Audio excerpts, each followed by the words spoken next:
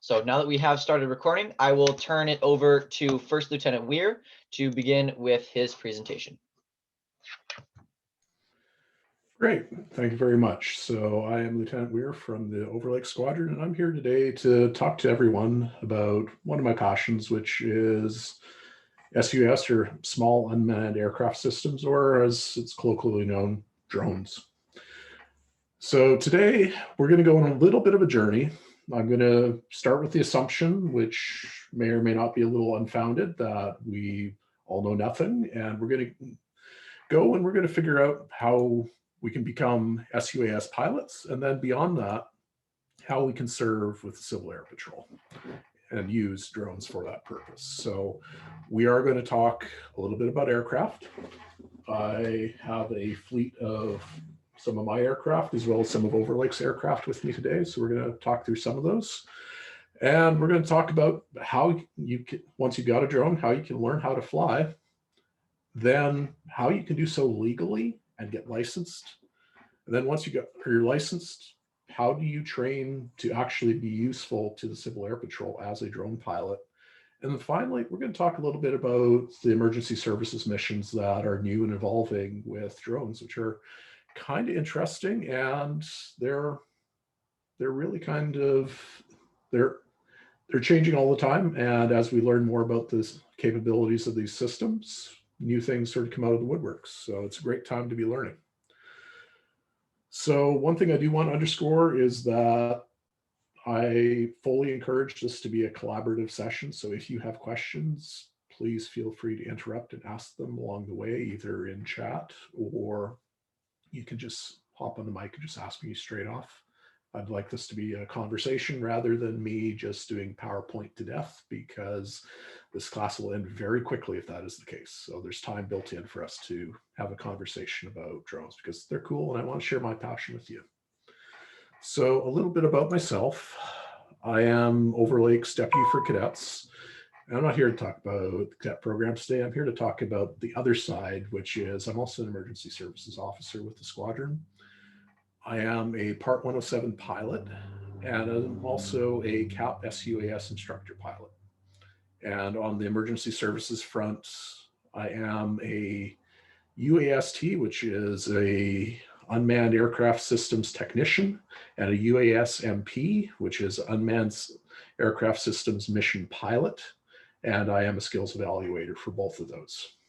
So basically, over the last 2 years, I spent a lot of time working with Captain Wiley and Colonel Moore to learn all about aircraft and CAP, and I've started teaching as well. So I know a few things, but we also have the good fortune to have Colonel Moore with us today. So if you ask me a really hard question, I might be tempted to defer that question to him because he's been doing this longer than any of us in Washington. Okay, so let's talk a little bit about what we can do with sUAS in the CAP. We've been doing sUAS in the CAP for a very, very long time, but we didn't call it sUAS. We called it RC aircraft. And we did it under the auspices of aerospace education. As long as people have been doing model aircraft, we've been using them in the CAP to teach the principles of flight and to have just a really fun educational experience. As sUAS or quadcopters, or however you want to call them, have become more popular, we've started to integrate those into aerospace education. So some of the aircraft that I have behind me are principally aerospace education aircraft, and there are a variety of them. And we'll sort of get into those in a second. The other side of the house, which is new and evolving, is emergency services. This is something that really kicked off, or at least I found out about it during the summer of 2018. So this is when we had the national conference in Anaheim. And while we were there, they had a few sessions on the emergency services track talking about how the Air Force wanted CAP to really stand up an sUAS program. And over the next few years, Colonel Worcester National has really thrown together something which is rolling out very, very quickly by comparison. We now have many wings across the nation which are all considered to be operational. Washington was one of the first states to be considered fully operational. So thanks to the efforts of Captain Wiley and Colonel Moore on that one. But there's a lot of things we can do in emergency services with sUAS aircraft. So one, we can learn to fly in this context as well, and do so in a commercial or organizational setting. So it's a slightly different way of flying. We can participate in saving lives and prepare and respond to natural disasters. So the photo taken in the top right-hand corner, that's actually a photo taken by our drone team that went to Puerto Rico after the earthquake to do damage assessment. So it's one of the photos from the stack that Colonel Moore and Captain Wiley took. The photo down the bottom right-hand corner, that's actually the Redmond Armory where the Overlake Composite Squadron trains. And that's not a single photo. That's actually 30 or 40 photos that have been stitched together into one very high resolution photo. And that's an example of how we can use CAP aircraft for damage assessment. And a couple of the aircraft you see on there, you can see the Skydio, which is what has now become our bread and butter for operational aircraft, but also one of the fixed wing aircraft as well. So a lot about what we're going to be talking today is the rotor aircraft, but fixed wing is part of the operational fleet. It's part of the vision for how we do sUAS in CAP, but it's proceeding a little bit on the slower side to sort of figure out what is the best operational mix. So I've referred to aircraft a few different times, and there's a large variety of aircraft that are out there, and you can start really small, simple. So you've got aircraft such as the Tello, this is basically a bread and butter aerospace education aircraft, but the interesting thing about it is all the flight controls on it are really, really quite similar to DJI's. So the same way that you would learn to fly the Tello, you're gonna have the same flight control systems more or less for bigger aircraft like the DJI Phantom. Now, you also have aircraft from aerospace education. So this is actually one of the latest STEM kits we've acquired in the squadron, which is the VTOL Osprey. Now, this one's kind of neat in that it's a fixed wing aircraft, but it's also got the capability of rotating the props upwards. And so it sort of becomes a bit of a helicopter as well. So all these aircraft, they're different, and cost is also a thing where you can go onto Amazon, you can buy yourself a $20 drone. You're going to get what you pay for, but it's possible. And a lot of the flight control systems are fairly similar. They're fairly rudimentary, but it's a thing. Now, on the higher end of the spectrum, this is a Skydio 2. So this is the bread and butter that we use for operations in CAP right now. We've moved away from using the DJI models because those are no longer permitted for use in Air Force assigned missions. However, the Skydio is a US designed and built aircraft, and so the Air Force is more than happy for us to use these. However, a kit for one of these aircraft is about $2,500. And in Washington State, we have 4 of these aircraft currently. So 3 of which have been assigned to the wing from National. And this aircraft here specifically was purchased by Overlake to help with our training program and to really sort of operationalize us in the Puget Sound area. Now, when we're talking about aircraft, we're really only talking about aircraft that are less than 55 pounds. You get up to that 55-pound mark, and all of a sudden the FAA puts you into an entirely different class of licensing. And so when we talk about small, it's weight that is the key determinant. And so we're only talking up to 55 pounds. And realistically speaking, I don't think I have an aircraft here that's more than 15 pounds. Now, when we talk about these aircraft, they're different. They have different capabilities, different performance. One key aspect is battery life. These little teeny tiny beta FPV applications that are really fun for first-person video flying, where you throw the goggles on and you're actually flying first person in these. It uses a teeny tiny little battery that lasts about 5 minutes if you're lucky. On the flip side, this is a battery for the Phantom, which will last you, well, probably about 20 minutes or so. And then you've also got the battery for the Skydio, which is good for upwards of 30 minutes. Now, the interesting thing is that Phantom battery is about the same size, maybe a little bit small, bigger or smaller, but ultimately the Skydio is getting more performance out of it, and that's largely because of its size. It's a smaller aircraft, but it's actually more capable. Which range and speed is also a factor here. So depending on how big your motors are and the size of your props. So the Phantom here has props that those are roughly 8 inches or so. And those are really quite beefy motors on them. Skydio, on the other hand, that prop diameter is probably 4 to 5 inches, give or take, probably closer to 4. And yet Skydio is a much faster aircraft. But it has, motors that are maybe half to 2/3 the size. So there's a lot of variation at play. There's also a lot of variation in terms of capabilities. So some of these aircraft have cameras. Even this teeny tiny little beta FPV has a camera. The Osprey, no camera.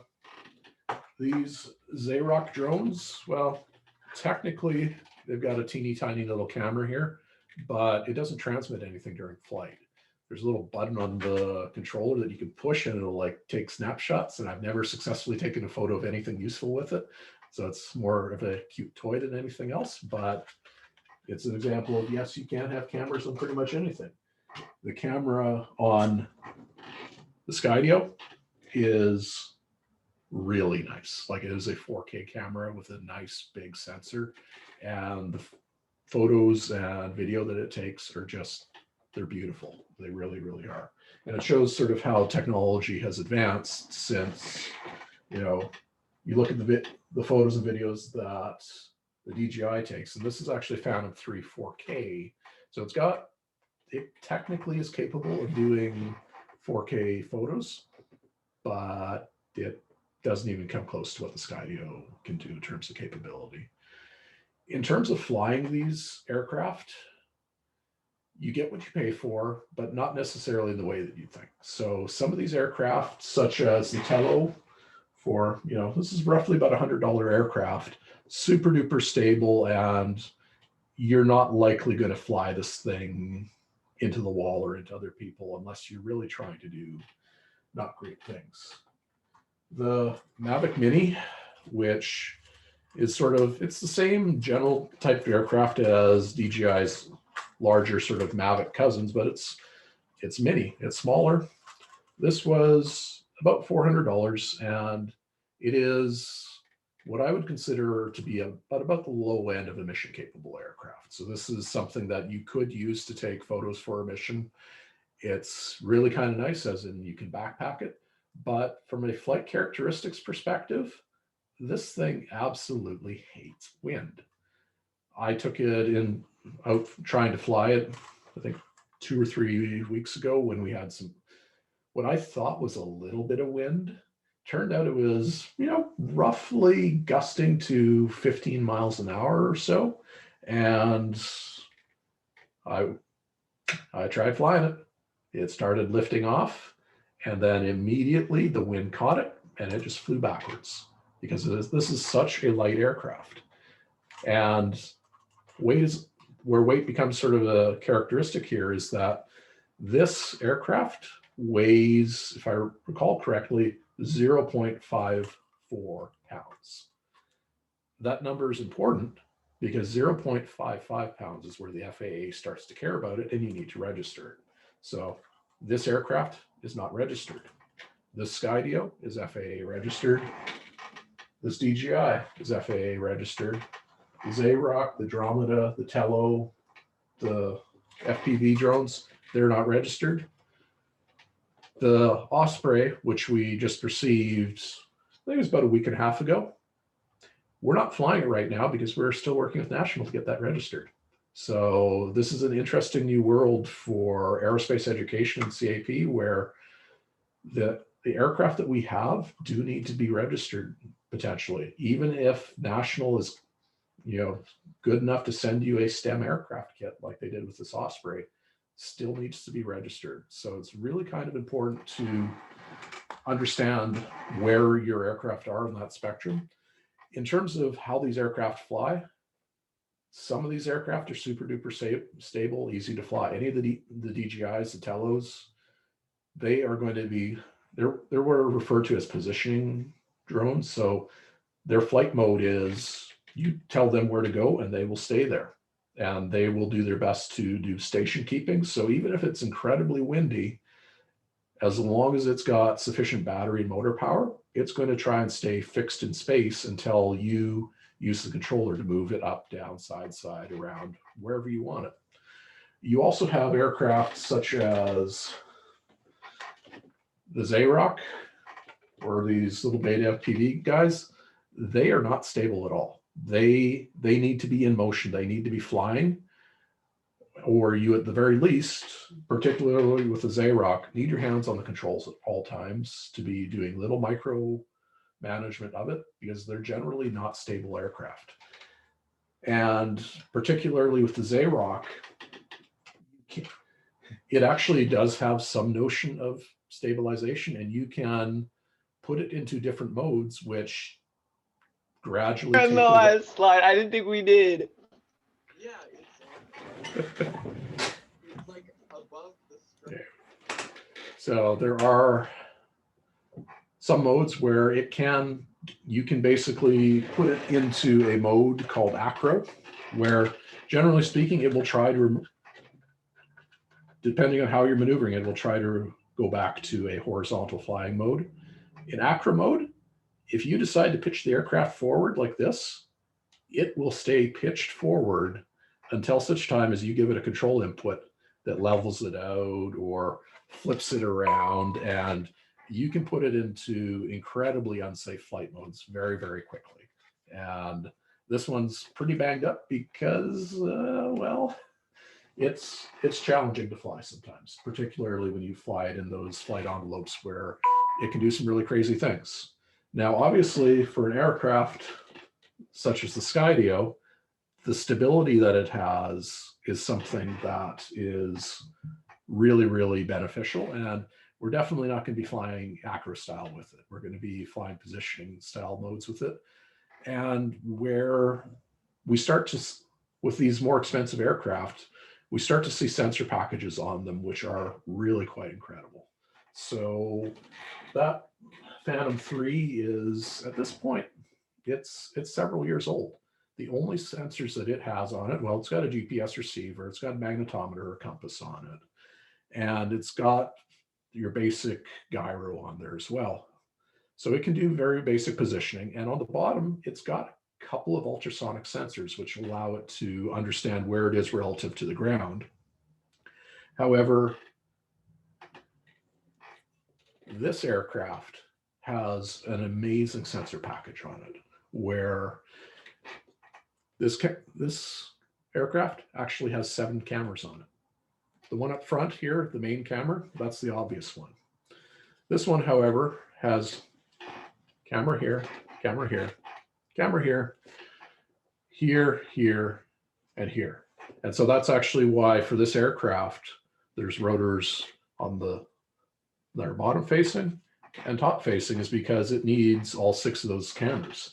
Now, what that allows it to do is it knows the position of all 6 of those cameras relative to each other. And so it uses that to build a 360-degree image of the entire surroundings that its artificial intelligence that's built into that aircraft can use to autonomously navigate.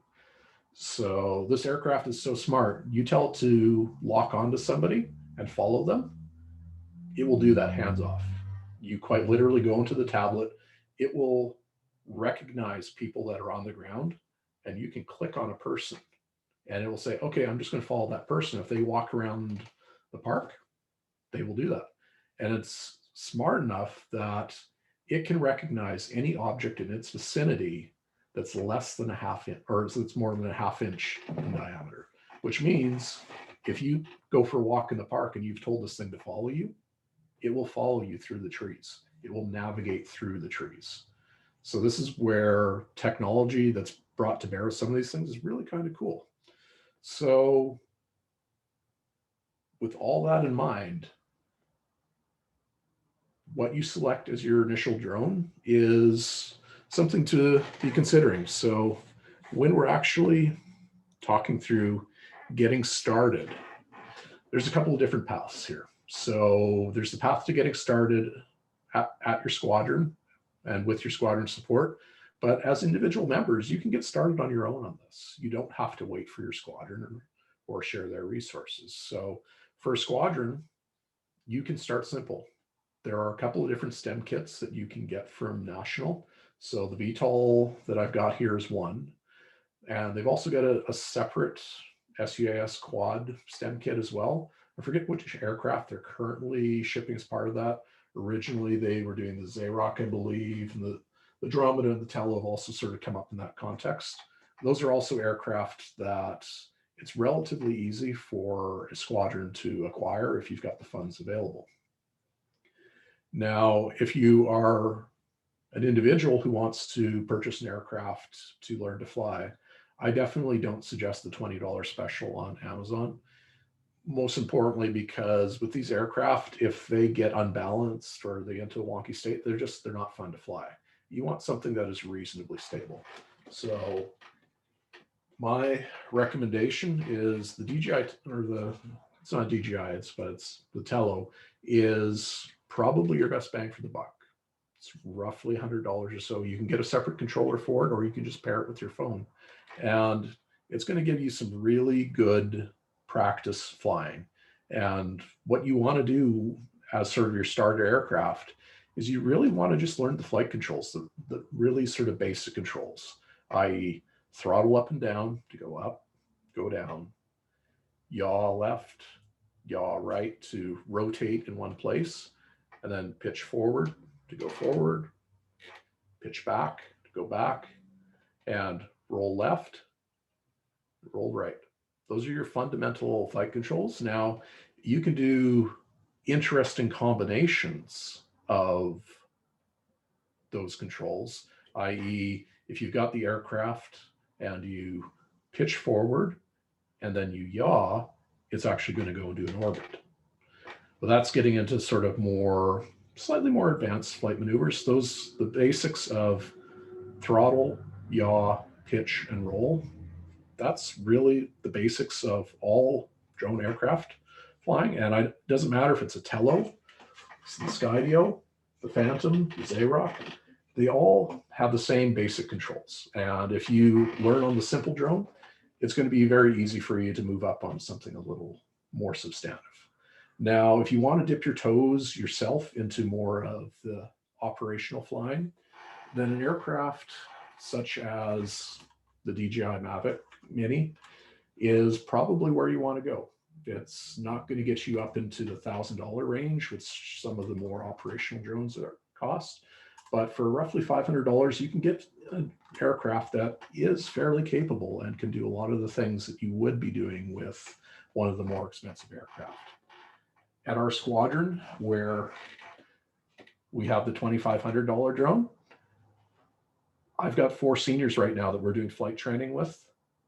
They don't get to touch this, not for another several weeks, until they've gone through the basics of convincing me that they can fly on our Phantoms.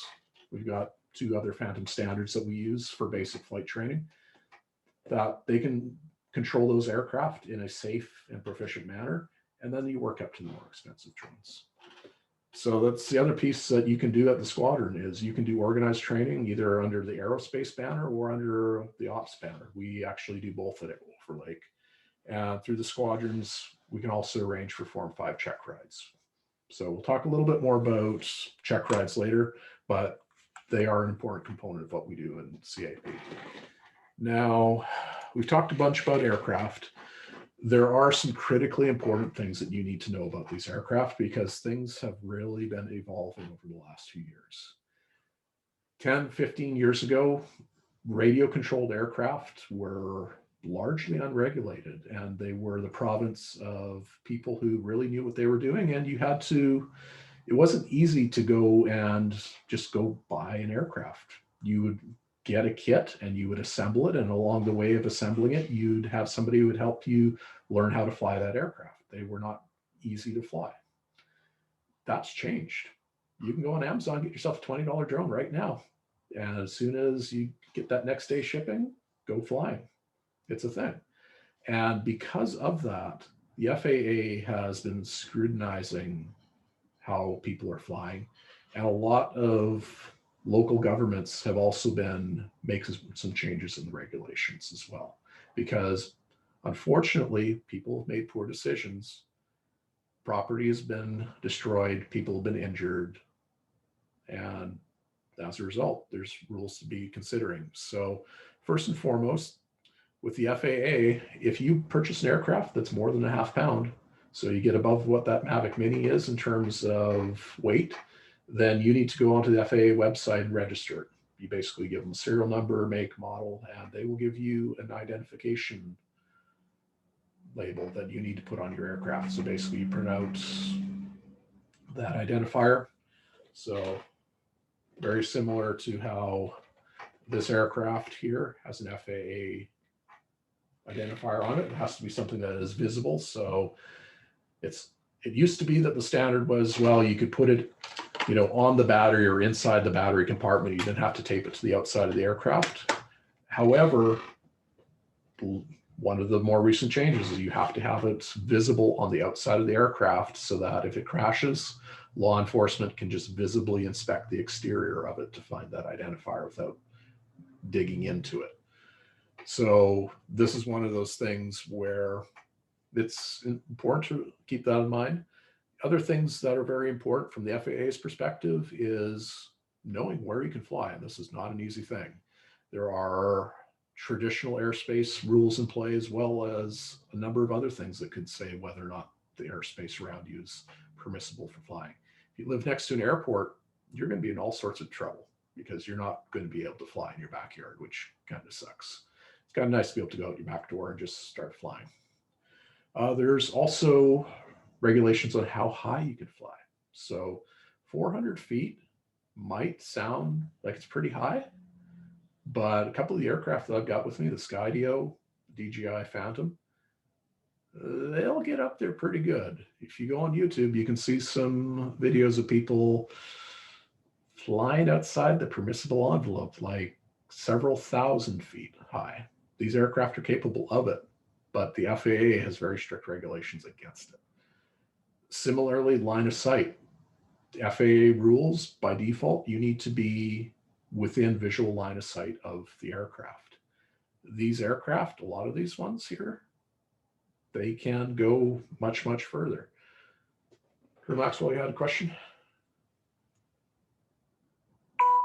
Yes, sir. I was just wondering how far from the airport you have to be.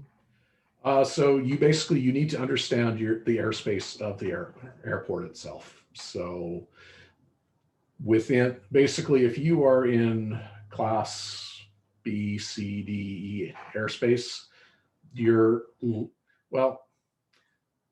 flying recreationally, you're basically not going to be allowed to fly. If you are flying as a commercial drone pilot, then you can do an automated request with the FAA to actually get permission to fly, but that's something that could be denied. So it's a little bit hit and miss. The other thing that's a factor there are temporary flight restrictions. So by default, say if you were to go down, in Seattle around where they've got the stadiums, by default, you can fly around there. If the Mariners or the Seahawks are playing, not so much, because the FAA, anytime that one of those games is, happening there, the FAA throws up a TFR over the entire area. And that applies to general aviation. But here's the kicker. If you are a remote pilot, the same rules apply to you that applies to commercial pilots and private pilots. So it's important to be considering that.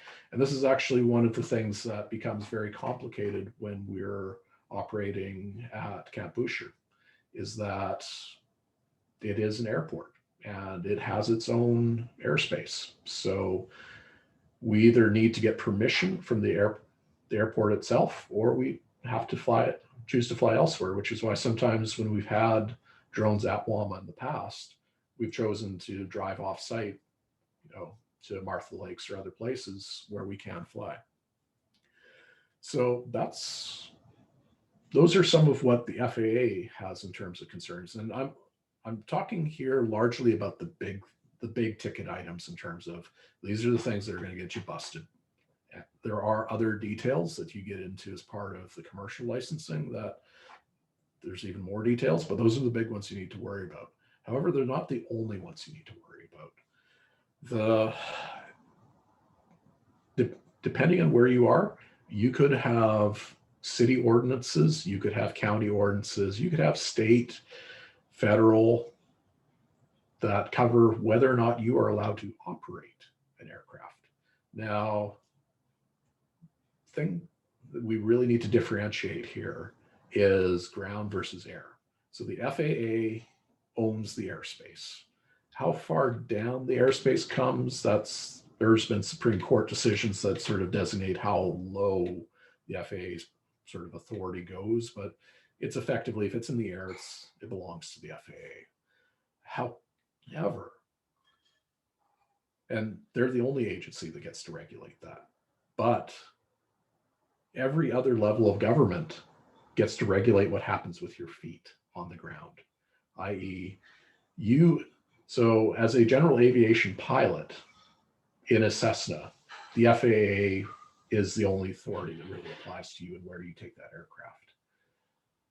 When you're flying a drone, you're effectively tethered to that by a visual line of sight, which means that the local authorities or whatever level of government can dictate rules that affect where you're operating. So one really great example of that is the city of Sammamish in Western Washington. They, along with actually most municipalities in this area, do not permit the use of drones in a city park. So they basically, their source of authority is if you are operating within the city of Sammamish, regardless of if you are physically in the park or not, if your aircraft is in the park, they will track you down and give you a ticket for flying in a park. And their authority is based on where you are physically located. Bruh. So really kind of important to keep in mind there. Now, beyond those regulations, and here's where it gets tricky, is that you need to be cognizant of local rules and what level of government affects you, because the state and the feds can get involved really, really fast. One example is for Cascade Falcon. Remember when we had encampments at Cascade Falcon? I'm hopeful we can have encampments up at Camp Casey again sometime in the future. But this year, when we were trying to get ready for it, we wanted to try and fly a drone up there. And Colonel Moore volunteered to help us weave our way through just the regulatory red tape it would have taken to fly a drone for 15 minutes to capture some video for PA.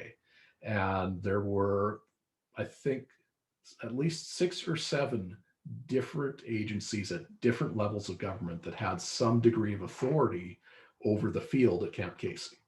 And we would have needed to get approvals from every single one of them. And if anyone said, well, actually, no, we kind of don't want you flying on that particular hour, that would have been a no-go. So it can get really complicated really fast. But beyond the rules, we have to take safety into consideration. And there's really 3 things that when you're flying, and it doesn't matter if you're flying commercially for CAP or just for fun, 3 things to keep in mind: people, property, aircraft. So are there people around you? Are there people around where you're going to be flying? Is it possible that you could fly that aircraft in a way that hurts somebody? Or, as one of my senior members found out, hurt yourself.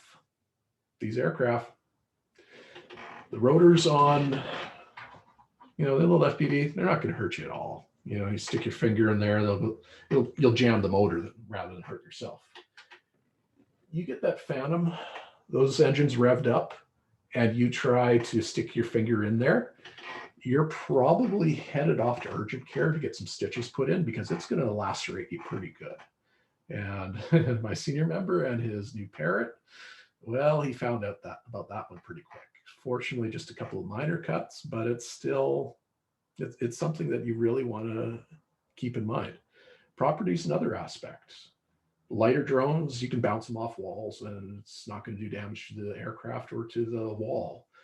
Bigger drones, particularly bigger drones that fly into something else that's also moving, such as an aircraft, they are going to do serious structural damage. There's some really cool YouTube videos of what happens when a drone at speed impacts a Cessna wing, where it's the cumulative force of both aircraft moving. It completely shredded the wing tank, like massive, massive damage. So you can do a lot of damage with these aircraft. You need to be cognizant about that. And also, you need to be thinking about the aircraft you're flying and whether or not the way you fly it is going to damage it. So particularly when we're flying CAP aircraft, you as the CAP member need to act as a good steward and take care of those resources so that everyone gets to use them, not just your own aircraft. Now, as you're learning, things are going to go a little bit sideways. Our Phantoms at the squadron are a little bit on the scuffed up side because as we transition from smaller aircraft to bigger ones, people still, it takes some getting used to, which is why we do a little bit of risk management and say, okay, well, if you're going to have an accident, we prefer that you have it with an aircraft that is very cheap to repair and has very low value right now, as opposed to our Skydio, which is like our little hangar queen right now because there's only a couple of us that are Form 5 on it. So there are resources that you have available in terms of understanding where to fly and whether or not you're reasonably okay to fly. So a few apps that we use are UAV forecasts. So this one it looks at your location as well as general just weather conditions, etc. Kitty Hawk is our corporate standard. So if you're doing operational flying for CAP, you'll have a Kitty Hawk account. And I find the combination of those two are reasonably good at telling you not just what the current operating conditions are in terms of weather, but also in terms of anything in the potential airspace that may affect whether or not you can fly. Now, again, you need to take that with a little grain of salt because these apps are going to be reasonably good about knowing some stuff, but they might not necessarily know all things. So one great example is, Grand Canyon as an example. You just want to go down there for a vacation and take some fun photos. It's actually a very complicated place. It's almost all federal land that's either National Park Service or Bureau of Land Management. Now, here's the kicker. National Park Service, you are not flying there without a commercial permit issued for a specific time and place. Bureau of Land Management, on the other hand, it gets a little bit more complicated. And I haven't fully explored the complications other than it looks like it's okay-ish, but I wouldn't bet the farm on it until I actually found something in nice legalese that said they're not regulating it. So again, a little bit of local knowledge here is important in terms of where you can fly these things. So we went to depth in terms of a few of the legalities. Let's talk a little bit about licensing. So there's really two broad licenses that apply to the sort of flying that we do in the Civil Air Patrol.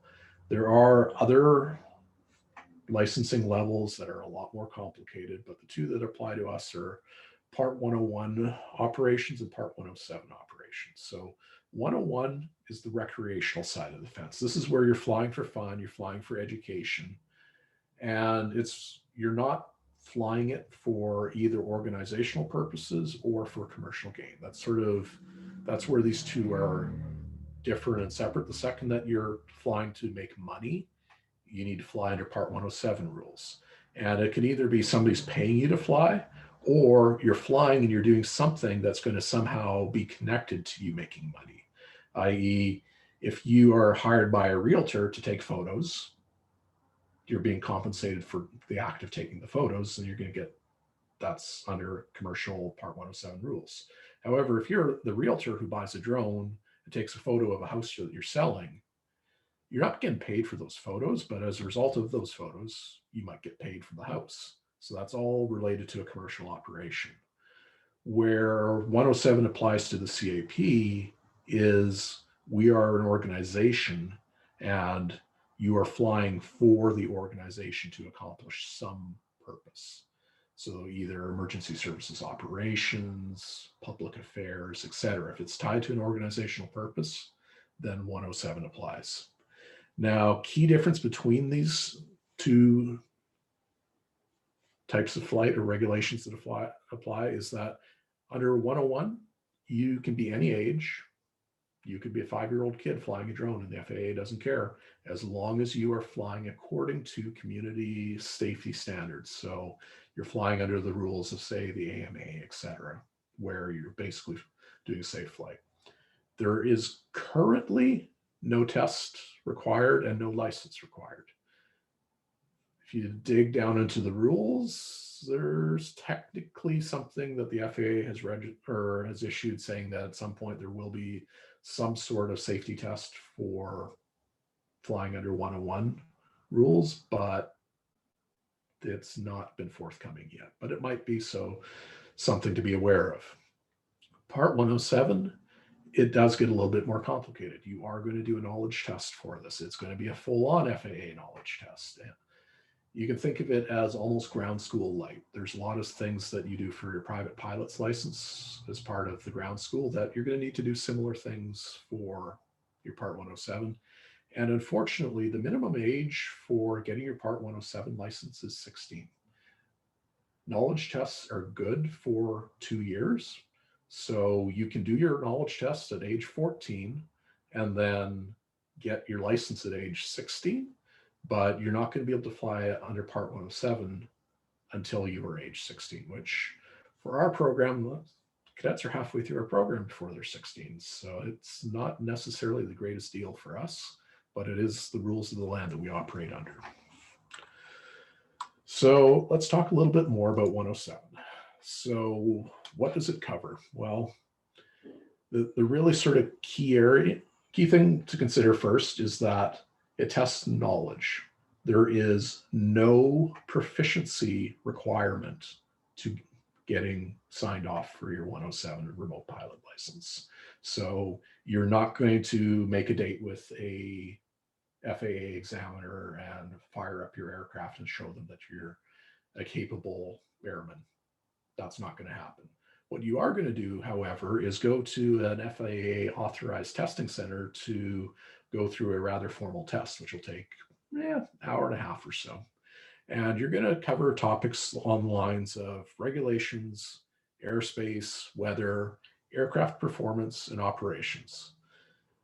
Now, we just spent the last 20 minutes talking about things related to regulations and airspace, and that's where things get, those are kind of obvious. The things that are non-obvious are weather and aircraft performance. You think for small aircraft like these DJIs, it's not a factor, but for some fixed wing sUAS, it is a factor. You do need to understand weight and balance for those aircraft and how to be safe. You do need to understand how different weather systems can impact your flight operations. So those details are going to be there. And you need to understand just the general operating requirements imposed by the FAA on operations, i.e. when can you fly, where can you fly, how can you fly? There's a rather long list of them. And the kicker of this is that it's $150 to write that test. This is not something you want to attempt multiple times. You don't control F your way to victory on this one. So you want to prepare for it and you want to pass it the first time. And so this is the guidance that I give folks at the squadron in terms of how to prepare. One, Amazon Your Way to Victory on a study guide. There's a few of them out there, but get one that's got some, that says that it has example tests with it. So practice exams. And generally the approach you want to take is read through that study guide, become familiar with the material. You're not going to know it enough at that point just by reading it. But what you want to do is go and get yourself a practice app. I like Sporty's Remote Pilot Drone Test app for Android. I think it's also for iOS. And it's a drill app. It will ask you question after question. And at first, you're not going to really understand the answers and you'll get them wrong. But then the app will say, well, actually, this is why this answer is correct. And it will start driving you down the garden path of understanding these things. And then if you really do need to go deeper conceptually in some of the stuff, and in terms of things like reading a sectional or some of the aircraft systems or some of the weather systems related topics, there's a little bit more detail that you need to onboard. And I find checking YouTube for some of these topics is really kind of beneficial, particularly any video that you do for even the private pilot ground school topics on weather or sectionals. It applies equally to remote pilot as well as just the general aviation ground school. So anything that you find on those fronts is fair game in terms of just really giving you the background knowledge. But ultimately, the final sort of step before you go and book an appointment with a testing center, and most flight schools have testing centers, so you just need to call them up and say, hey, I want to do a Part 107 test. Can you help me out? And they'll get you set up for that. But ultimately, you want to do a couple of those practice exams that came with the study guide. Do at least 1 or 2 times to really get confidence that you can do it. A couple of the good ones that are out there, really the testing experience is identical to what you get at the FAA testing center. And so you go into that FAA formal test with the confidence that you not just understand the material, but you understand how the approach they're going to take for testing it, i.e. the questions are formatted the same, even how they present it on the web screen is the same. So it's really beneficial to go down all these paths before you actually go and write your test. Now, assuming that you get your 107, or actually even not, here's how you become a CAP sUAS pilot. So there's a couple different flavors here. So the first and foremost, there is a draft regulation 70-1U that governs all sUAS operations in the Civil Air Patrol. And it definitely covers ES operations, and it also specifies a bunch of stuff that's applicable to aerospace education as well. So it's really important to understand. And the other really key considerations, I did say it was a draft. It has not been formally approved by wings and regions of the Board of Governors yet. However, that said, Major General Mark Smith has indicated that we should be following it. So it is the rule of the land as far as we're concerned, and it's the thing that we operate under.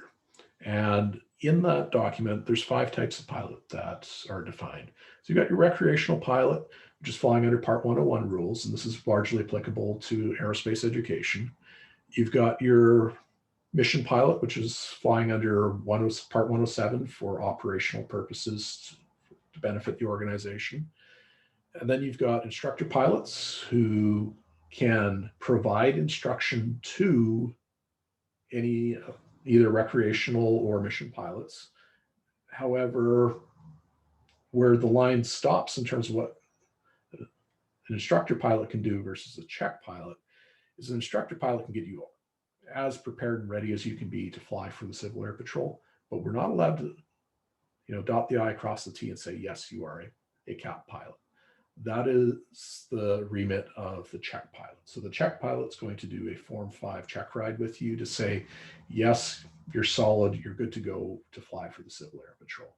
Within Washington State, we currently have 2 check pilots.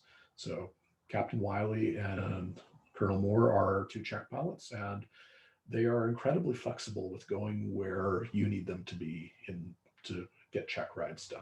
So if you need them, or if you need a Form 5 check ride done, reach out to them and they can help figure that out.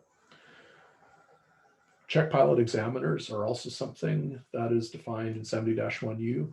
To my knowledge, we don't currently have a check pilot examiner in Washington Wing. That's still something that is controlled at the national level. So basically national is currently deciding who gets to be a check pilot.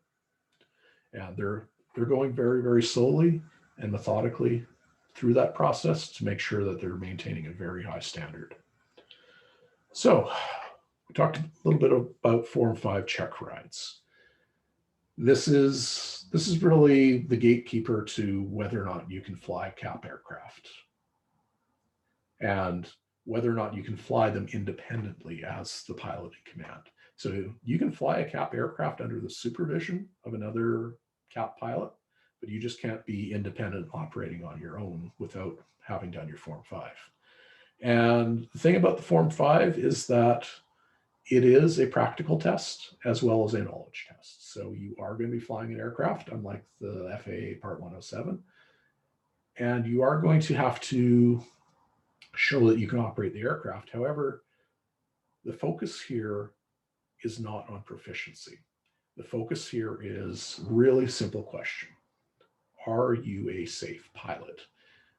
Are you able to control the aircraft and perform basic maneuvers that show that, you know, those 3 safety items that I talked about, people, aircraft, property, are you safe on all 3 of those dimensions? And do you have the right attitude as a pilot? Are you coming in treating it as serious as it needs to be? Or are you being, you know, fly by night crazy in your flying? And, you know, you can be crazy when you fly some of these aircraft, and that's not the attitude that we have in the CAP regarding them. We do cover knowledge around FAA and CAP regulations to make sure that when you are flying under the auspices of CAP, that you're following the applicable regulations. But we're also testing to see whether or not you understand the aircraft that you're flying. So in particular, you know, if you're flying an aircraft that's new to you, do you understand how to launch it, how to control it in flight, and more importantly, how to handle emergency conditions, i.e., do you know how to set a home point? Do you know how to get it to come back if the remote control decides to die on you? Or if you encounter any sort of just unsafe flight conditions, can you safely bring that aircraft back under reasonable control? So these are all things that we're going to cover in the Form 5 check ride. As an instructor, my job is to make sure people are ready for the check ride, and then I turn them over to Colonel Moore, Captain Wiley, to actually go and perform that check ride. And ideally, if I've done my job, they're going to fly with passing colors. So let's dig in on the CAP sUAS recreational pilot requirements. So they're really pretty simple. It's basically that you know how to operate under Part 101 rules. You know, you've had a sUAS instructor pilot, you know, basically endorse that you are, you know, competent and ready for your check ride. And then you actually have sUAS check airmen give you a check flight every 12 months. And it's really pretty simple to get done. And those are really the only requirements. And the emphasis here is, again, safety and just general understanding of the rules. And this is largely applicable to anything that we're doing under the banner of aerospace education. CAP sUAS mission pilot, on the other hand, is where things get a little bit more complicated. So as you might expect, this is covered by Part 107 rules. And so you do need to have your Part 107 license to do your check ride with the Part 107 endorsement on it. You need to have an instructor pilot who says you're ready for a check ride. And then you need to do a Form 5 check ride every 12 months. And additionally, you need to do a Form 91U check ride, which is more applicable to the mission pilot flying. That needs to be done every 24 months. And that gets into a lot more of flying for operational purposes and just showing that you're capable on the spectrum of tasks that are associated with those. And again, this is really for operational purposes. And I call out public affairs here specifically because the second you start taking photos for the organization, you are operating for an organizational purpose there, and it is very, very hard to argue that that is a Part 101 task. And generally speaking, the emphasis for mission pilots is on safety and understanding cap flight rules.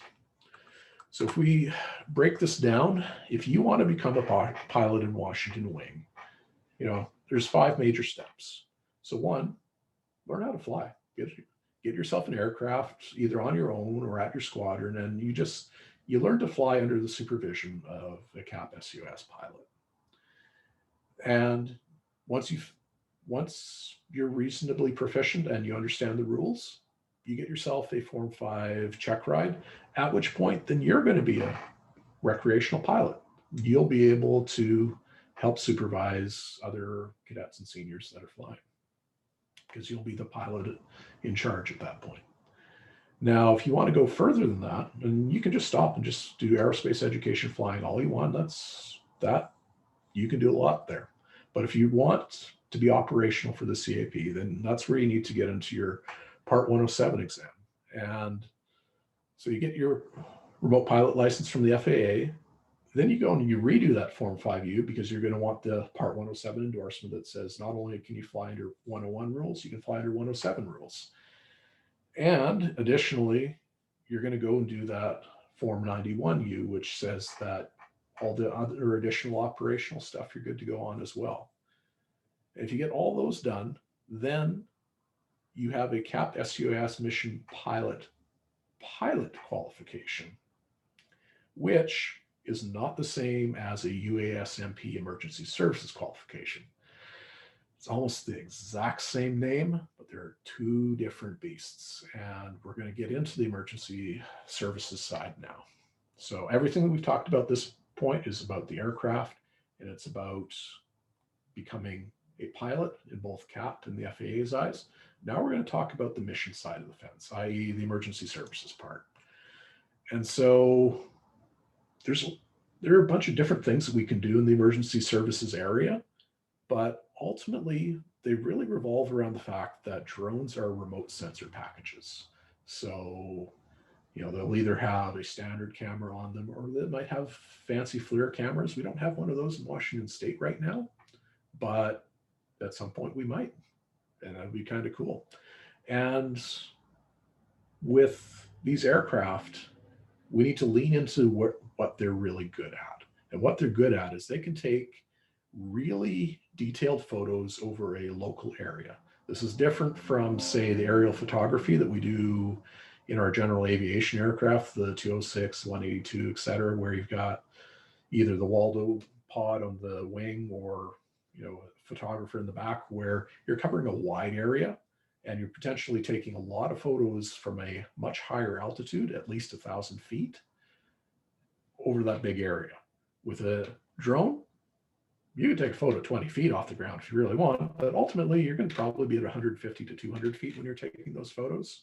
So we're going to get up close and personal. We're going to get some really detailed photos, and we're going to get into terrain that we would not be able to operate a GA aircraft in necessarily, or for that matter, a ground team.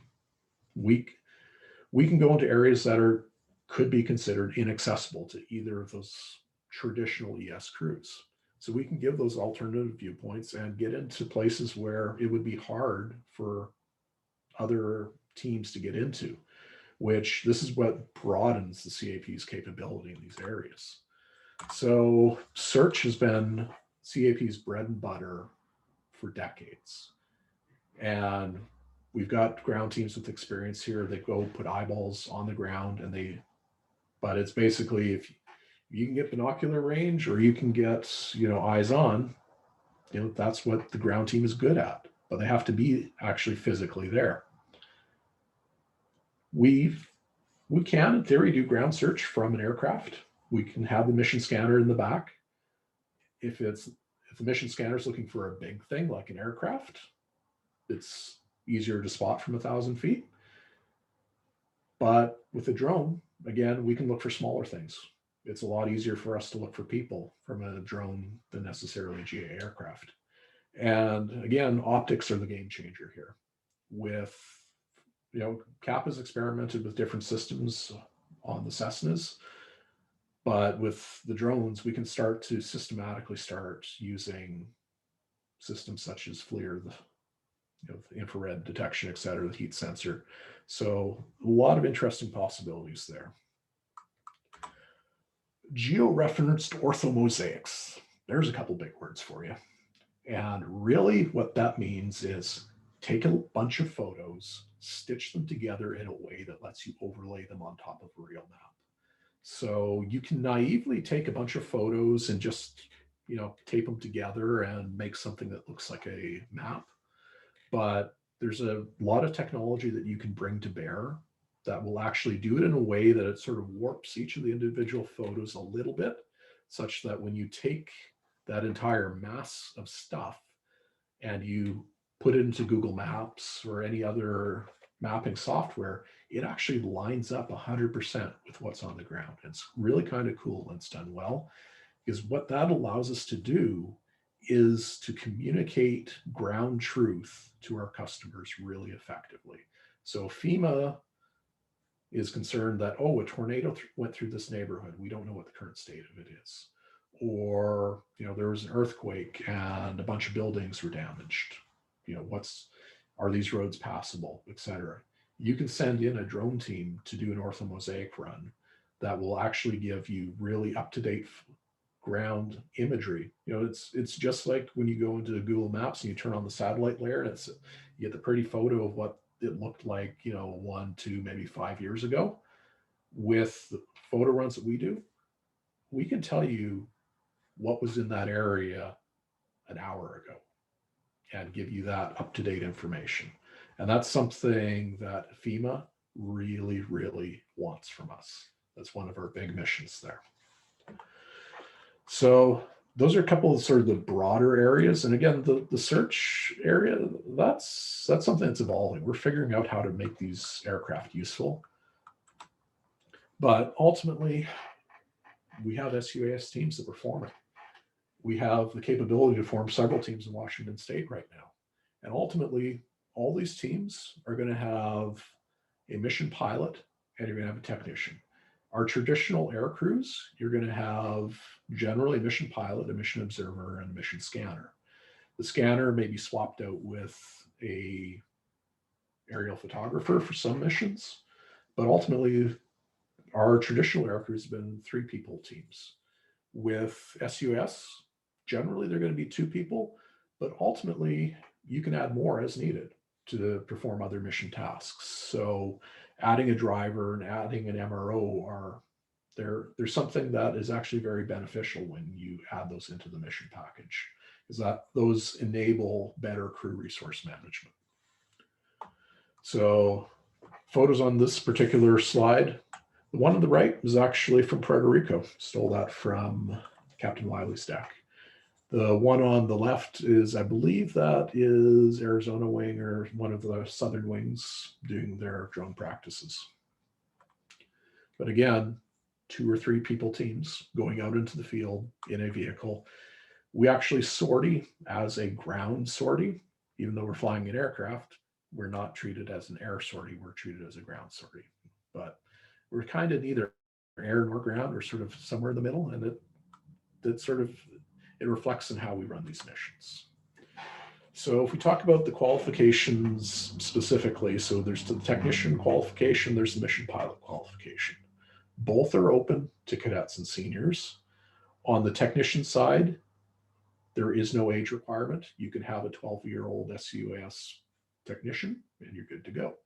On the pilot side, because one of the requirements to become a mission pilot is that you are a CAP sUAS pilot or a CAP sUAS mission pilot qualification. And to get that, you need your Part 107. And to get your Part 107, you need to be 16 years old. We unfortunately can't allow somebody to be a mission pilot until they turn 16. Now, that is not CAP's opinion. That is the FAA's opinion. So I would be very happy to have a mission pilot who is 12 years old, but until the FAA becomes a little bit more enlightened about what a 12 to 16-year-old cadet is capable of, we have to limit it to cadets who are 16 years old and older. So you do need that Part 107, and you do need the pilot qualification version of being a mission pilot. In terms of task breakdown, there's a lot of crew resource management that happens here where either the pilot or the technician can do a lot of the tasks. But in terms of really firm responsibilities, the mission pilot is going to be responsible for flying the aircraft, and they are the team lead for the team that goes out into the field on one of these ground sorties.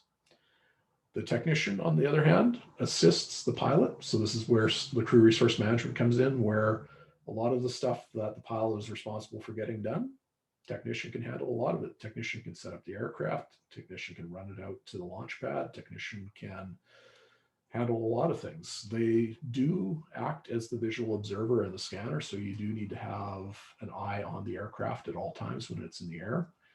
Sometimes that can be the pilot who is acting as the visual observer. Sometimes it is the technician. It depends on how you're operating in that mission. And the technician is also generally going to be the person who's taking a lot of responsibility for communications with mission base, as well as handling a lot of the paperwork and logging requirements. The pilot's ultimately responsible that all that stuff happens, but the technician, again, is trying to do whatever they can to make the mission successful. So if we talk about some of the training areas we get into in terms of becoming both a technician and a mission pilot, and for both of these qualifications, there is probably about an 80% task overlap, i.e., if you get your technician qualification, you're going to be a good chunk of the way to getting your mission pilot qualification done in terms of the actual SQTRs that need to be checked off. So you're going to be covering areas around safety and ORM. Everything we do in emergency services missions revolves around safety, and that's going to be really core to a lot of the planning you do in the sUAS world. You're going to be going over aircraft inspection and setup. And again, some of this stuff is not just mission pilot stuff. You're going to be trained on how to do mission planning for sUAS specifically. There's a lot of things that cross over with the traditional aircrew and ground team in that respect, but there are some things which are sUAS specific.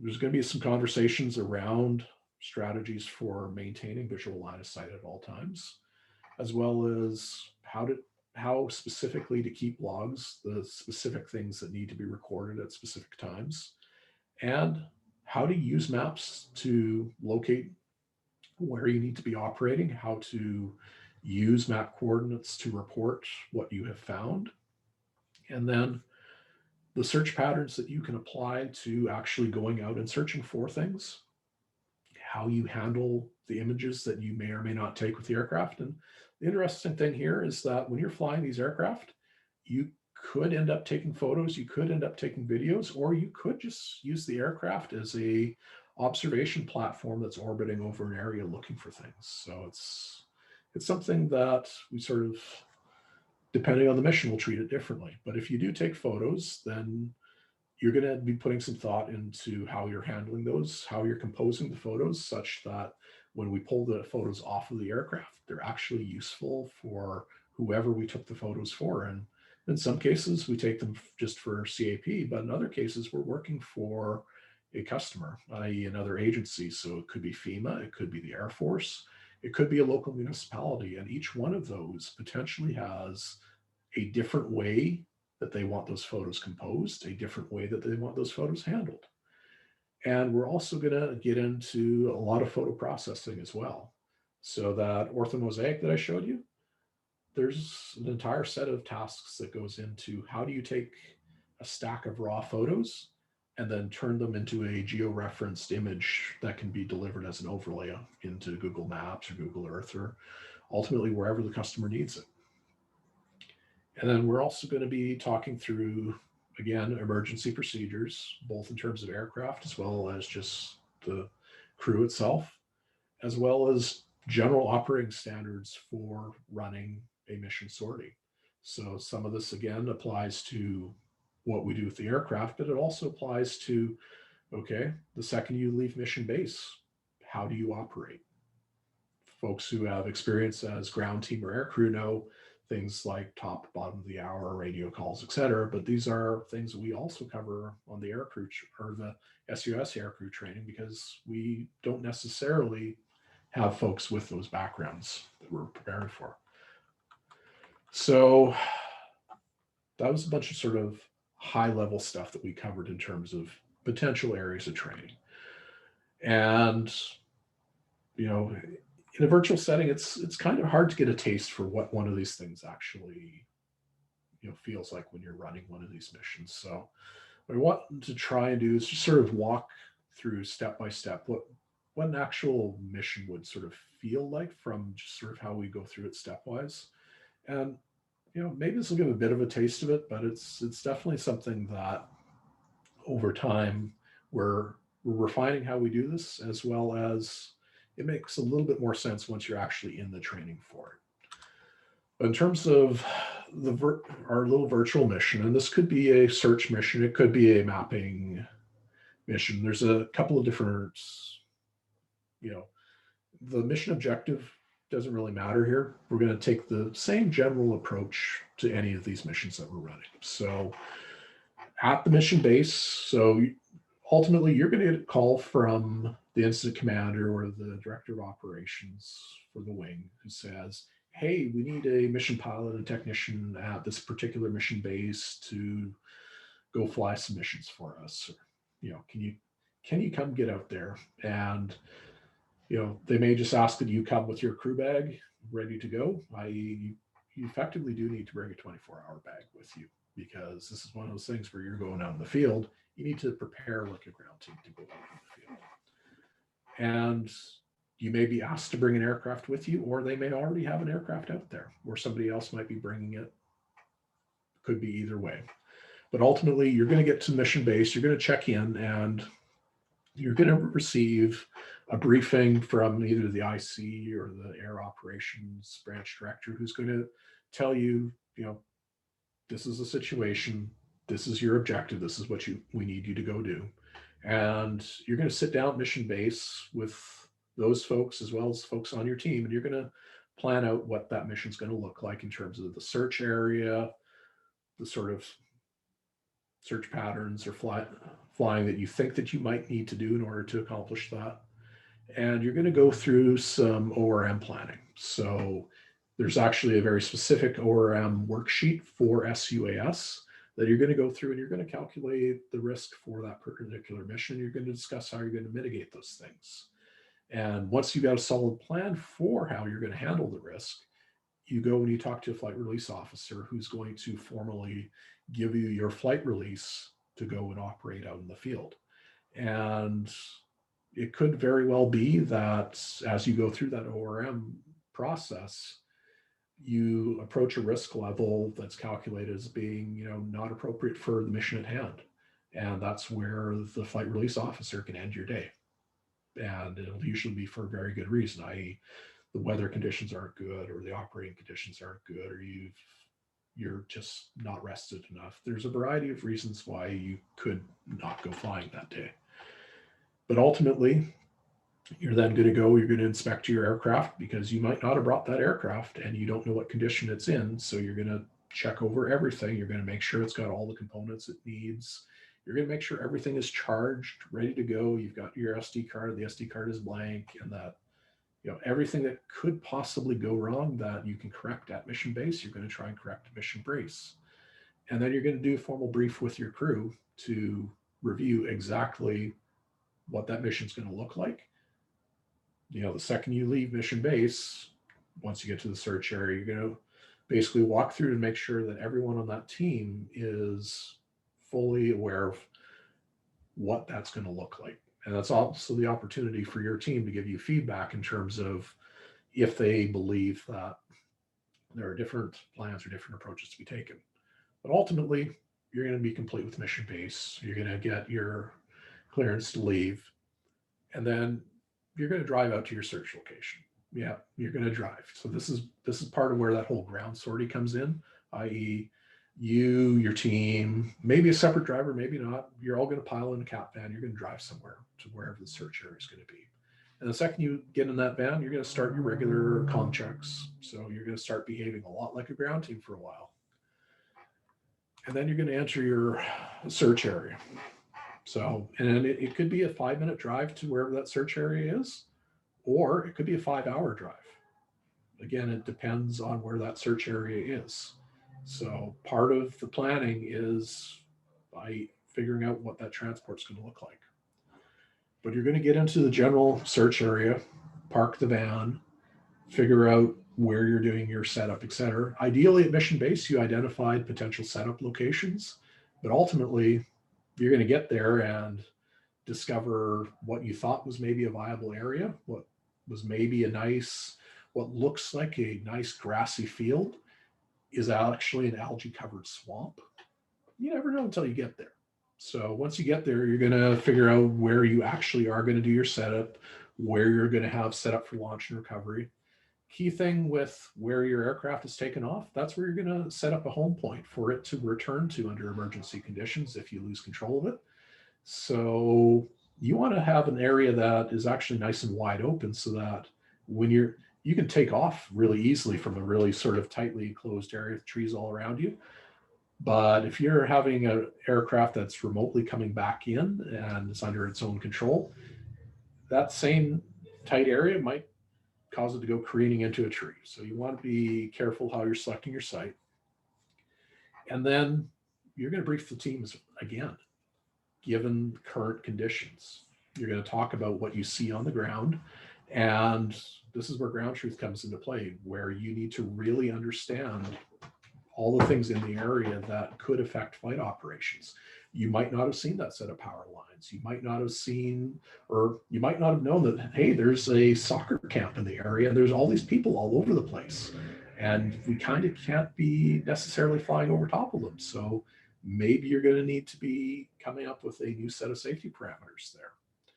You're going to talk through the objectives, review the flight plans that you're going to do to accomplish those objectives. And again, ground truth can change things here, where you get out there and you're like, oh, actually, instead of flying this way that we thought, maybe we're going to fly around that way instead, because we didn't notice how tall these trees are. If we fly this way, we're going to lose visual line of sight. But if we try flying this other way, we'll actually maintain visual line of sight a little bit better. And ultimately, you're going to talk through, okay, who's actually doing the paperwork, who's keeping the logs, making sure that we're remembering to actually take it at the right time, who's going to be on the radio. You know, ideally, you have a third person with you ultimately, particularly when the only VHF radio you have is the one in the van. I kind of like having somebody who's dedicated to just running the VHF radio who's in the van, that also has a UHF radio to whoever is talking out in the field. And so you get a little bit of comm management happening there. But ultimately, you're going to set up your equipment and get ready to fly. In terms of the actual flights you do, and so here's one of the key things that goes into mission planning is I look at this battery and I see 15 minutes. When I go in the field, I'm probably going to have anywhere from 2 to 4 of these. So I've got 30 to 60 minutes worth of flight time, and I need to figure out how to make best use of those flight time. Now, it could be that I'm going to build the perfect plan at mission base and the perfect plan during the initial setup at the missions or at the search area. But ultimately, as you get the aircraft up in the air and you start, doing the task that's required to achieve the objective, you're going to learn new things. You're going to either declare an area as being, well, it's either not searchable or it's not really relevant in the way that we thought it was, or maybe there's an area that looks more promising. And so as you go and you do these flights, so each flight, you're going to send the aircraft up, fly whatever patterns you think are required to achieve the objective, take any photos, all while you're communicating with mission base, letting them know you're up in the air, doing whatever comms are required. Then you're going to bring the aircraft down. And once you got that aircraft down after a flight, you're going to be double checking the log for that flight, make sure that's ready. You're going to swap out batteries, get the aircraft ready for the next flight. But then you're going to do a quick review of where are we relative to what we wanted to accomplish for the sortie, i.e., are we getting closer or further from achieving those objectives? And that plan we had for the next flight, well, maybe we're going to change that plan. And we're also going to be reviewing safety and weather factors. So more specifically, if conditions on the ground change, and yeah, you're going to be out there for maybe an hour or two, you could have a storm system come in, you could have people come into the area, things can change. And every single flight evolution, you need to be reassessing whether or not you're done for the day, because conditions can change, and you might basically just have to call mission base and say, hey, this situation just occurred and we're no longer safe to fly. So we are done. We're headed back to base. And that is a perfectly legitimate decision that the team lead on the ground can make, is to just declare it a no-go. You can also consult with mission base and say, things have changed. This is the conditions. It's kind of on the fence. You know, Air Operations Branch Director, IC, give us some feedback whether or not we should proceed here.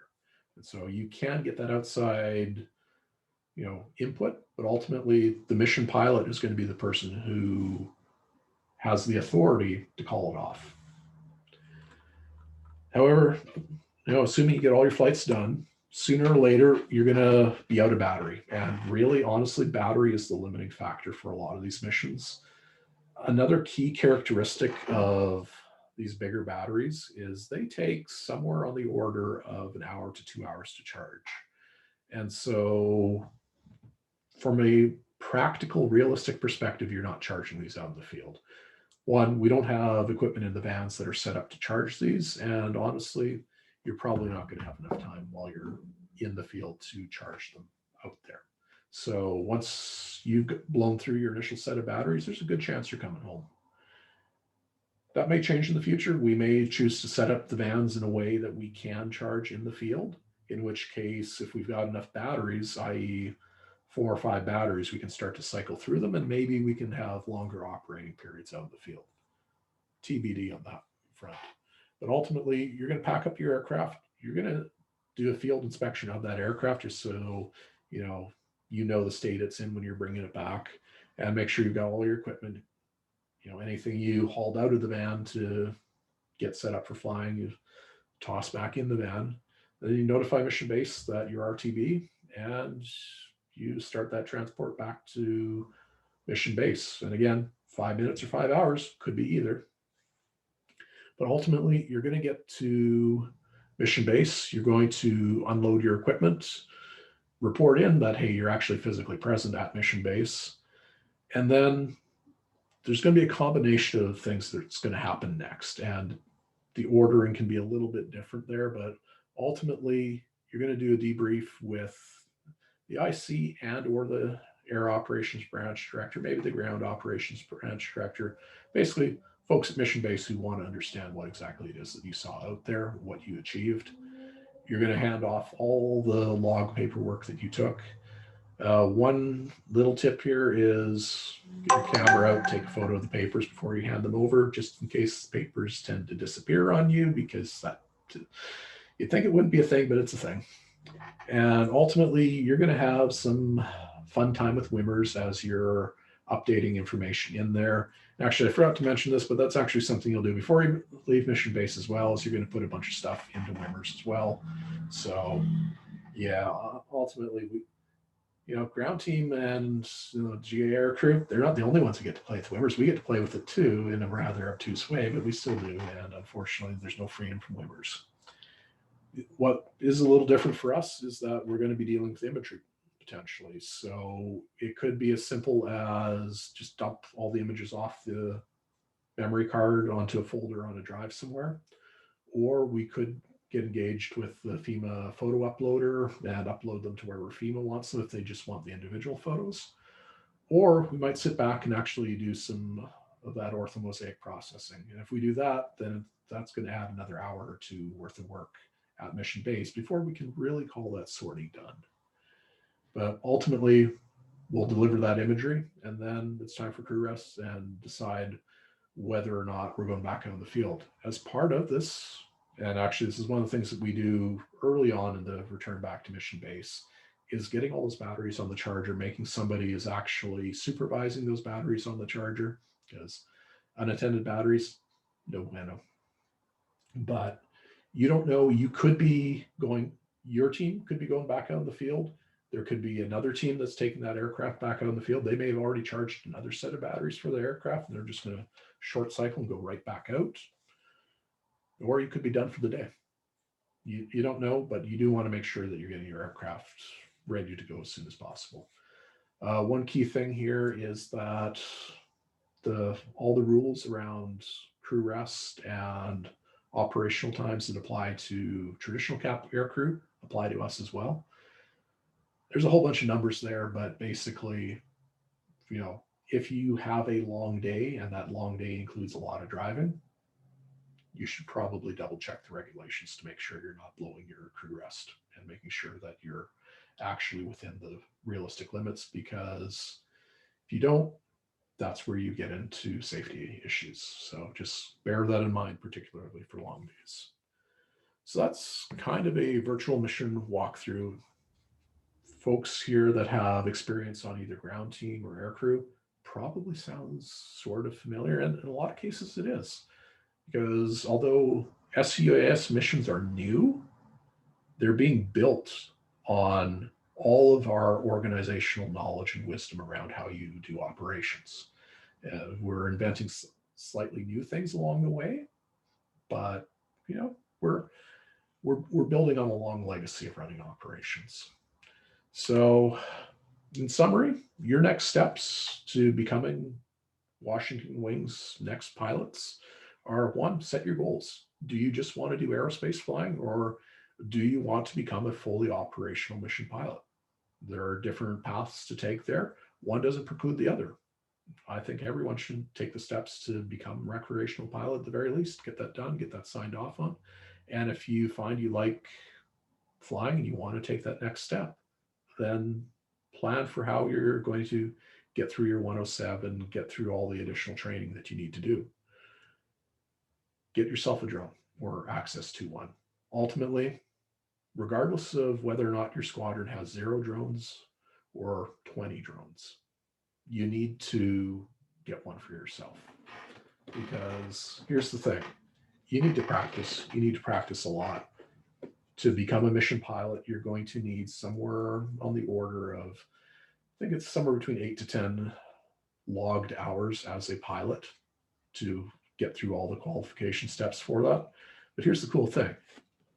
This little tello, every minute you spend airborne with it is a loggable minute and counts towards those hour requirements to become a recreational pilot, a mission pilot, etc. And so my recommendation for all of our cadets that are flying, even the super beginner flying that we do in aerospace, log it all, because it all counts ultimately when you're trying to prove that you've got the hours to be a mission pilot.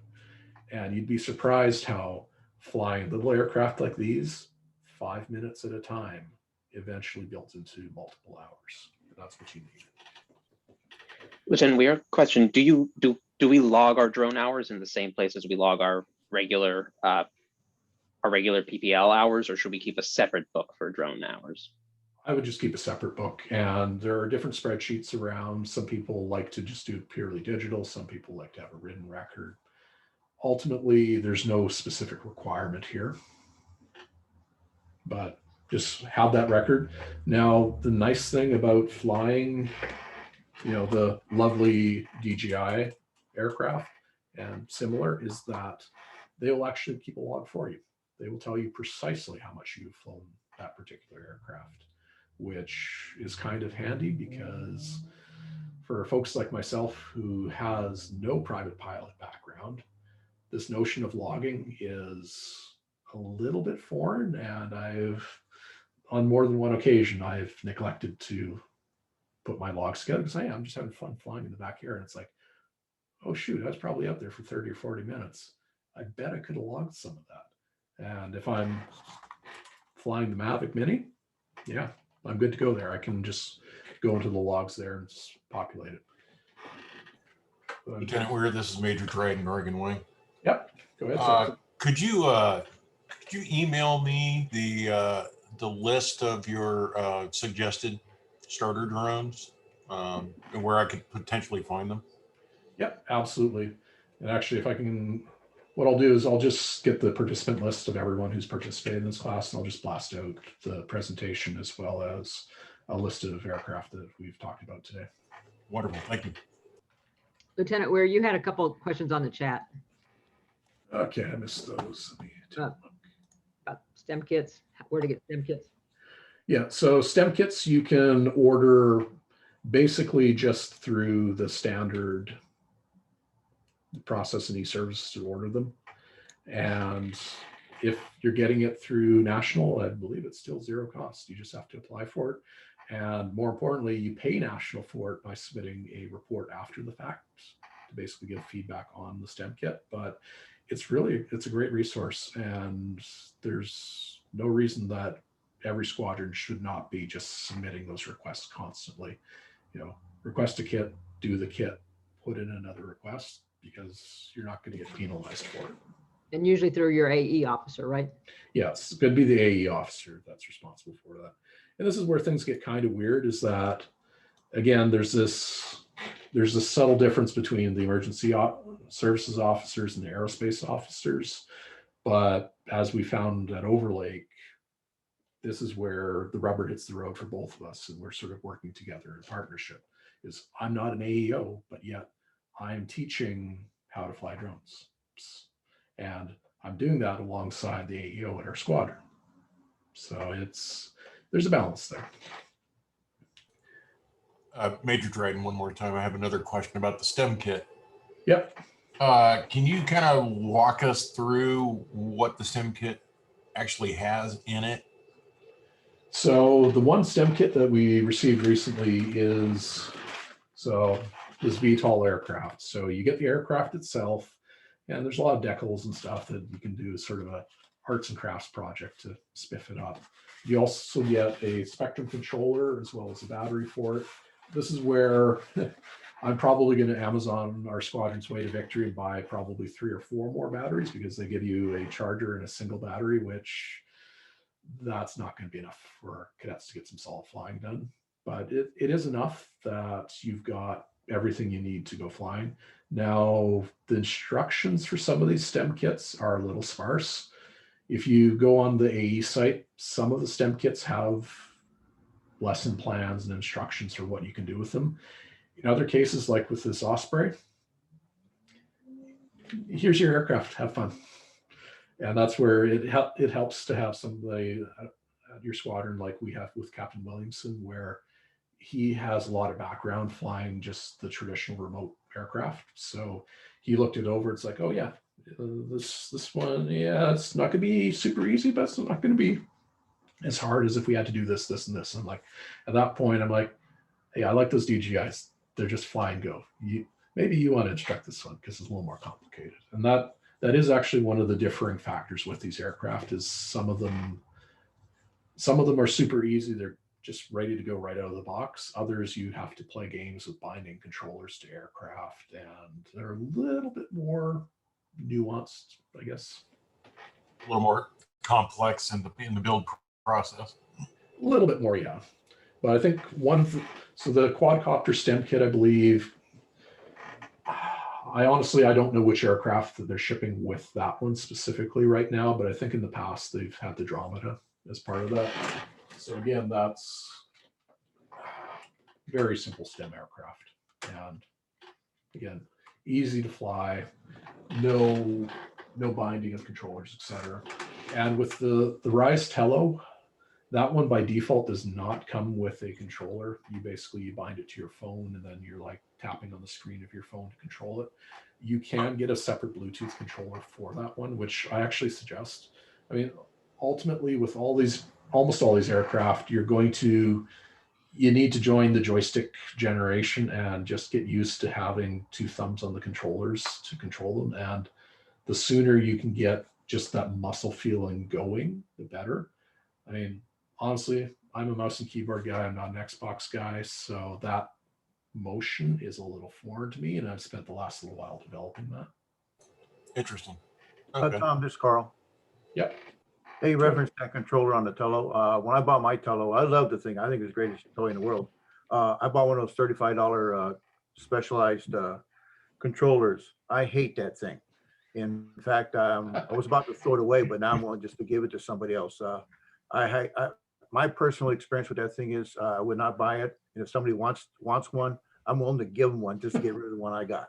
And it's not defective made. It's just the design of it and the way it functions. So that's just my comment. So Yeah. Carl, are you saying you'd use your phone then? Yes, ma'am. That's what we were doing at WAMA, and that's what we were doing at McCord when we were teaching people to fly indoors. We were letting them use my cell phone.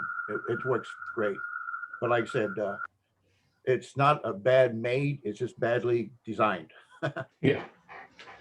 Yeah. There's a bunch of different controller designs. And actually, I think Colonel Moore just brought up something really, really important, is that there's some things you can do inside and there's some things that you can't.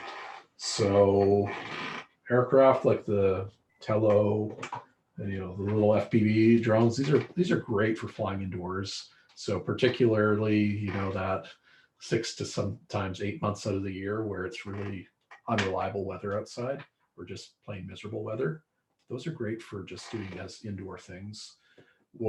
As we've developed our program at Overlake, we're starting to have this understanding of the seasons. So we know, okay, if it's indoor season, we're going to be doing drone racing. We're going to be working with the FPV drones, the Tellos, etc.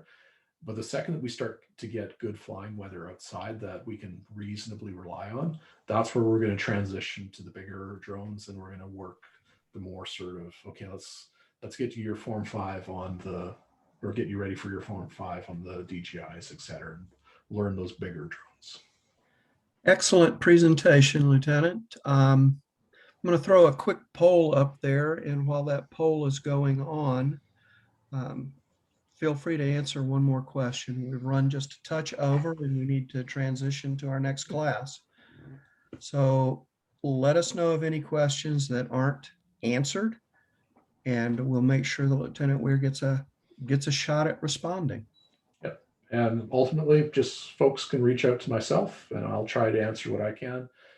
There's going to be a lot of stuff that I will ultimately probably forward to Captain Wiley and Colonel Moore because they run the drone program in Washington State and they have far more knowledge on the stuff than I do.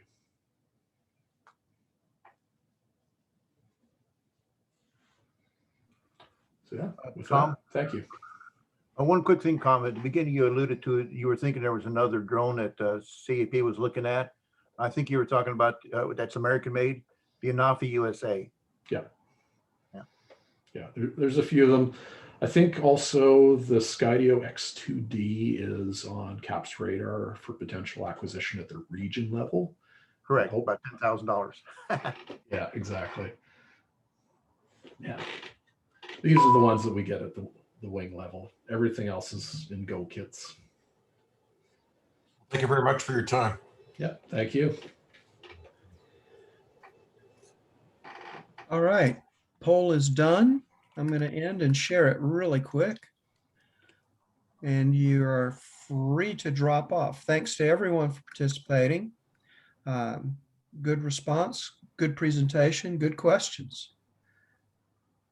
And hope to see you at future WAMAs and hopefully soon in-person WAMAs. Thank you, Tom. That was really good. Yeah, thank you all for your time. Appreciate Hey, sharing the Lieutenant passion. Major Hoffa here, great job. And I'll probably reach you offline because I might be interested at least a recreational pilot in the future. Over. But great job, Lieutenant. Great job. Awesome. Thank you, Major.